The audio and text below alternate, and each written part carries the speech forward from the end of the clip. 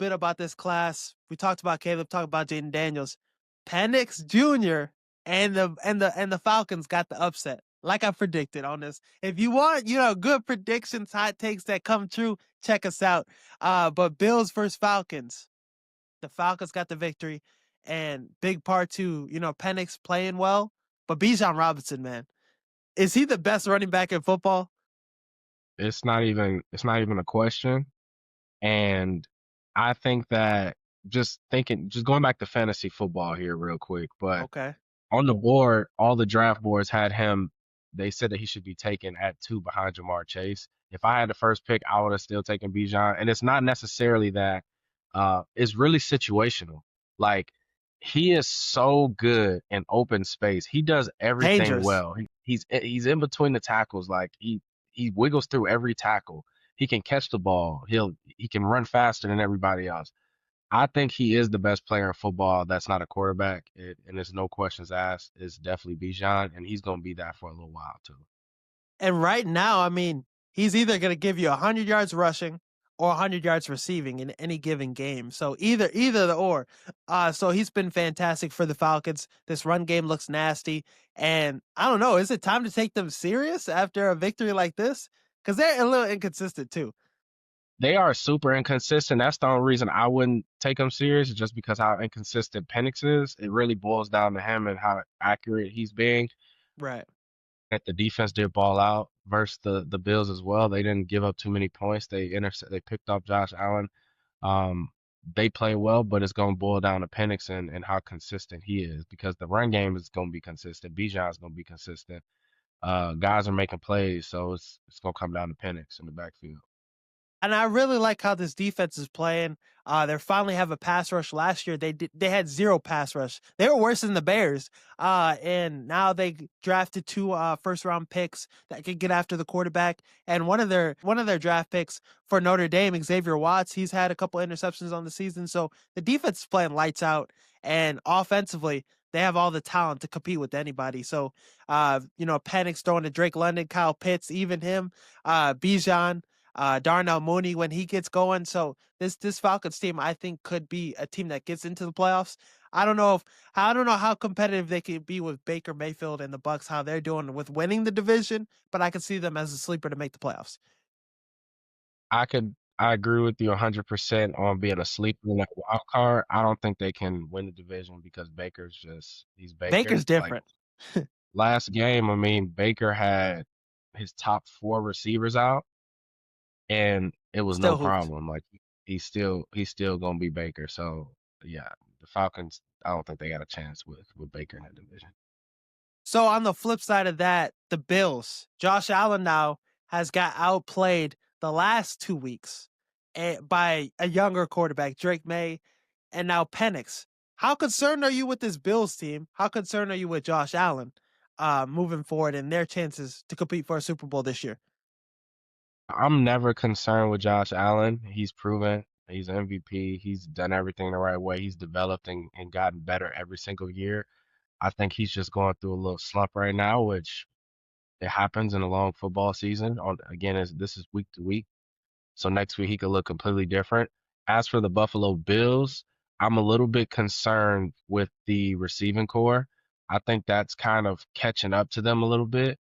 Yeah. Um, I think they I think they need a better receiver. The Bills have leaned on Josh Allen to make plays for so long, that they have kind of neglected that receiver position. I think it's time for them to address that now. So Yeah, they should make a trade for somebody. Keon Coleman, he just hasn't been that number one option like we thought he'd be. You have two tight ends that are solid, but none of them are like top tier tight ends. So James Cook is really Josh Allen's best like Robin, best guy he has yeah, on the offense, his best playmaker. Defensively too, this defense got gashed. In the run game, this defense is really kind of getting exposed the last 2 weeks. These are two losses that Buffalo wouldn't have had last year. So there are some concerns about this team. And with the AFC being wide open, really, I mean, Colts could give Buffalo some run with Jonathan Taylor. The Jags could be a team that True. has some success against the Bills too. There are some AFC teams that could give Buffalo a run for their money. So I mean, I think these two losses kind of do show there are some, some things to be concerned about with Buffalo. And you also forgot a team. You said the Jags, you said the Colts, and there's another team that's actually in their division that Oh, the will and Patriots. so don't sleep on them. I got a hot take about that. I'm excited about that one. Uh let's get into our week 6 takeaways. What are some things you were thinking about after the week 6? Couple takeaways, man. The first takeaway I would say is going to be Baker again is leading the MVP race. Like there's no Yeah. question on that. Like That play was crazy. what he's been able to do, like with everybody out, like he's got O lineman out, he's got all his receivers out, like literally top four receivers out. His running back is out. White looks good by the way, but he's just amazing. And then my second takeaway, I got two more for you. The second one is the Chiefs are back. Um, I don't think Rasheed they ever Rice too. left. Yeah, Rice is back. I mean, I don't think the Chiefs were ever left. Like they've looked good all year. Like they've lost some games, but it's not like they've been getting their heads blown off. Like they've been competing in every game, and I think they are back officially. And I don't think they're going anywhere. They're going to win that division. They're going to do big things in the playoffs like they always do. And then my last takeaway is, man, Lamar Jackson is the MVP of the league again. I mean, he's not gonna win the MVP, miss some games, things, but I'm just saying, like, the Ravens offense could not look any worse than what they've looked the last since Yeah. Lamar's been. You're talking about an offense that is puts up 30 points every single game like it's nothing. He goes out, they can't even get a touchdown. So that just shows like weight that he holds on his shoulders every single week that they literally cannot operate without Lamar Jackson. And those are my biggest takeaways from week 6. And I think that's a point that not a lot of people are looking at right now. You look at, Mahomes, he's great. If he misses a game, whoever their backup quarterback, Gardner Minshew is or whatever, he'll go out there, be a little productive with Andy Yes. Reid, Kelsey, and those guys. Mitchell Trubisky, I don't know how good he would look with Buffalo, but Lamar Jackson off this team is terrible. John Harbaugh would sink that team. That team would not even win a football game, maybe. But that just shows you how great Lamar is. Some takeaways I had. I think the Justin Fields run is over. I think he's done. I think he's done. I saw you drop him this morning in the fantasy league, and that's when I said, okay, Micah is officially done with Justin Fields. He I dropped him. dropped him at every league, every guy I'm trying to get in all in my leagues and my waiver claims. That's a guy I'm giving up. Sayonara, man. And the thing about Justin is 9 sacks. A lot of them were his fault against the Broncos. And if the Jets would have just ran the ball every play, they would probably win that football game. That's how bad he was. I agree with you, and that was actually one of my takeaways for Biggest Losers, which we were going to get into Yeah, as well. But um, the Jets lost the game and they gave up 13 points, against Denver, a good and team. they against a good team, and their defense scored 2 points for them. They only scored 11. Like that is unacceptable. Jay Fields really couldn't have played any worse. I think he had like 40 passing yards or something like that. Crazy. I think the coaches need a little bit of blame for this as well. If you watch the game, I mean, to go into halftime, I had never in my life seen a play That like was that where crazy. it was like 4th and 1, and it was like 18 seconds left. The play clock's running down. You have to at least run a play, right? You snap the Something. ball, you try to just go do a Hail Mary or something. They just let the clock run out and they just said forget it. Now I didn't understand that, and Garrett Wilson made a big deal of it too. It didn't look like he understood it either. Rightfully so. I was thinking, I'm like, Aaron Glenn over there, like he like looking comfortable as hell, like he didn't just do a Matt Eberflus. Like this shit, it should not happen. So I agree with you. The coaches do play a part in this. The Jets all across the board offensively are a bad football team. Other than Garrett Wilson, I mean, we'll see how even worse this team is with Garrett Wilson because he's gonna miss some time now, with him out. So I mean, Justin Fields, Aaron Glenn said he is going to be the starter still. I personally think throw Tyrod Taylor out there. against the Bucks. They had a shot. They look better. I think, yeah, Justin Fields kind of has reached his, ceiling, his reached his maximum for opportunities. Maybe I've seen some people say have him be the next Taysom Hill. Kind of disrespectful, Yeah. but that would be However you can get crazy on the to say. field. However you can get Ex- on the field and get a paycheck. exactly. I mean, he would thrive in that role, but I just think now the Jets with them trying to, win games, because I think if Aaron Glenn doesn't win a game and it continues going how it's looking, he's going to be a one and done head coach. Um, I, I don't know how you see anything positive from this season. Even with him being a defensive minded head coach, the defense's cheeks, other than this game against the Broncos, they played pretty well. But previous weeks, Dak put up a clinic on you. In the other losses, you gave up a boatload of points. So things are just looking bad for the Jets overall. And I think Justin Fields, it's his time. He's done. I agree, and it's unfortunate as a Bears fan. I wanted to see him do well wherever he went, and it's not the reality that we're living in right now. It's crazy. The Another takeaway I had, 49ers. I mean, the NFC is a gauntlet right now, 12 teams with above 500 records. So I think the 49ers are a team that aren't going to make the playoffs. Mac Jones, he kind of struggled last week against the Bucks, but Fred Warner, getting carted off, him being out for the season now, I think that's an injury you just can't come back from. You can't just plug another dude in there to, fill that, hole and fill that gap. It's not Lamar Jackson on the Ravens, but it's kind of a similar impact defensively. That guy is your defense, your leader. They move with him, and no Nick Bosa either. This defense, I think they just have too many injuries to overcome. Yeah, he was their identity on the defensive side of the ball, and I love the take that you don't think they'll make the playoffs. I also don't think they'll make the playoffs. I think the Rams are going to lock that division up. I think too many teams in the NFC are too good, and you're not going to get into the playoffs in the NFC with 10 wins this year. I don't think so. As a wild card, I think you're going to have to, get 12, 11, 12 wins to get into that spot. So I don't see them getting to that this year. Biggest winners, biggest losers. Let's dive right into that. Who are your winners? Man, biggest winner, man, it has to be the Patriots. It has to be. Okay.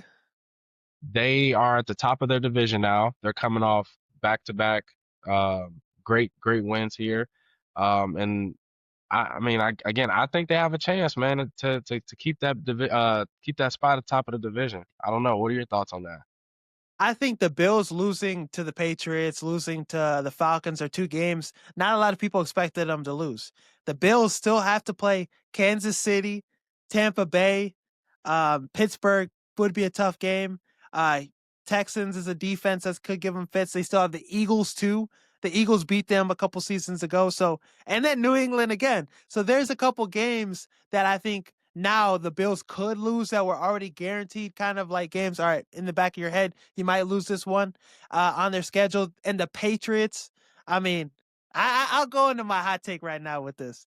My hot take was that they were going to win the division. Patriots are 4-2 right now. They got the Titans just fired their fucking head coach, their ass. The Cleveland Browns, they're going to win those two games, 6-2.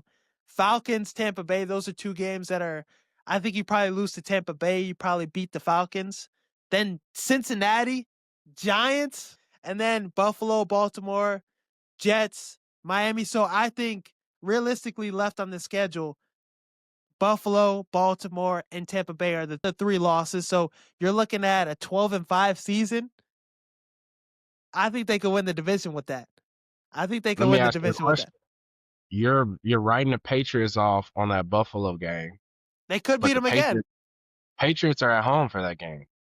That's They went crazy. into they went into Buffalo and they won in Buffalo. So they'll be home in that game. They'll be thriving. They'll have momentum going. I wouldn't be surprised if the Patriots could beat the Bills again. Yeah, I wouldn't be surprised. So then that's 13-4. And they're only going to get better too. Like Exactly. the weapons for Drake May, I think his name Kayshawn Booty. He was hooping. He was hooping the other day. And so was Pop Douglas. Stephon Diggs is going to give you a couple great games. So they're only getting better defensively too. Christian Gonzalez is a lockdown corner. He's been playing lights out. Milton Williams, Harold Landry. So this team's only going to get better. Mike Vrabel is the type of coach that'll come in and make an impact immediately. So him going to the playoffs, winning the division, first year with Drake May, yeah, that's insane. Great take. I agree with it 100%. That's one of my takes as well. So, two great minds think alike. So Yes, I sir. agree. And we've been on the money too with our shit. So that might be the next one to add to the list. But Patriots biggest winner. I agree. I like that. Think the Falcons are a winner. Panthers, Chiefs, like we mentioned the Chiefs already, but the Panthers, Bryce Young, they're another inconsistent team. They're either ass or they're either good. Bryce Young went out there and outdueled an MVP candidate in Dak Prescott. Down the stretch, Bryce Young was on the money. He was hooping. And then Rico Dottle, he went out Go there, down. he got his get back. Hey, You I said it, don't I like know. to live. I don't like to live by I told you so's, but it's on tape. A few weeks back, before he even had a good game, I said the Bears should go get Rico Dowdle, and they laughed at me. They talked about me in the comments, and now how's that looking? Back to back 200 plus gain yards per game in the last two. And I got a question for you, Micah. As a backup running back that has led your team to two victories in a row when your team was, like you said, quote unquote ass. He's getting 200 yards per game. He's catching the ball out the backfield, scoring touchdowns. Can you give the starting job back to Chuba Hubbard, or is that No, Rico Dowdle's job now? I think it's Rico's Dottle's job. I think you move forward with him. And Chuba, though, I mean, if DeAndre Swift wasn't hooping, I would say, hey, Bears, go get Chuba. But yeah, I see what you're saying. They're probably going to do a committee, but Rico Dotto, he fits the offense better. He's going crazy, making an impact, making the most of his opportunity. He's getting paid less money. Gonna have to give him a contract extension probably, but yeah, two straight victories with him balling. So I think you give him the job, and maybe you look at you potentially trading Chuba. How do you do it by committee when the guys run 200 yards? Like, how do you? Yeah, It's almost like every time you hand, and it's not like he's getting 30 carries or 25 carries. Like, every time they hand him the ball, he's going to get 7 to 10 yards. Like the yeah. last two games. Granted, it was the Cowboys defense last game, so it's like we got to see him versus a top defense, but he did it the week before that as well. So I mean, he's running the ball really good right now, and it's kind of scary to see. Um, and again, that like you said, the Panthers, man, they look good. They don't look like the worst team in the league this year No, anymore. that's another team that has 3 wins right now, which is crazy. They're 3-3 on the season, but they're doing really good. I think they're a big winner. Uh, the Giants, the Giants getting their victory. They look good against the Eagles. Jackson Dart, Scatterboo. They're saying Scatterboo might have CTE after year 3, or he might already have it. Yeah, he has it already. I feel bad for him. I don't know if you ever noticed it, but every time they show him on camera, he's like shaking his head like this. Like he's a hell of a player But though. yeah, him and Jackson Dart have really brought a lot of energy to the Giants. This is a good football team, young team trending in the right direction. You saw Brian Dable, he should probably get in trouble for that shit. Him yelling in the tent, like, get his ass back out there after a concussion. Can't do that. They're not Now even you a part of can. the team. Like they're like a third party that's just there doing their job, and he should know that. He knows better than that. Yeah, but I mean, Russell Wilson, that he don't want to see his ass out there for a snap. They were booing they were booing him, dude. Like he ran 1 2 plays. He handed it off through a pass, and he was getting booed off the field. It's They should crazy. trade him there. Get him to maybe they should have traded to the Bengals or somewhere else. I'm sure they would have been happy getting him. They want to keep Jameis though. They fuck with Jameis. Pre-game speeches and shit. Jameis, you have to keep him around. He has high energy. He works hard. He doesn't complain. He just comes in and do his job every day and gives great content for people to talk about as well. Some losers. Who has been some losers so far? You think? So I had the Jets as my biggest loser. We pretty much already touched on them. Pretty bad performance all around, at least on the offensive end. But I'll throw another loser in, and that's the Cowboys. You can't let Rico Dowdle walk out the door and then say the week before, y'all better buckle up. and then go out rush for 200 yards. I think he had 239 like all-purpose yards, like Yeah, he went receiving. crazy. You can't do that, Cowboys. Like you guys have the worst defense in the league next to the Ravens, and people know that they can run the ball down your throat. And if you know they're running the ball, you should kind of almost be able to stop it. But it's pretty embarrassing watching that defense. Yeah, they're really bad, and it's sad because Dak Prescott's having an all time season. Like he's gonna have a really good season at the end of the year. Pickens looks nice, so this offense, if the Dallas Cowboys could even stop the opponent a little bit, they'd have a shot at some of these games.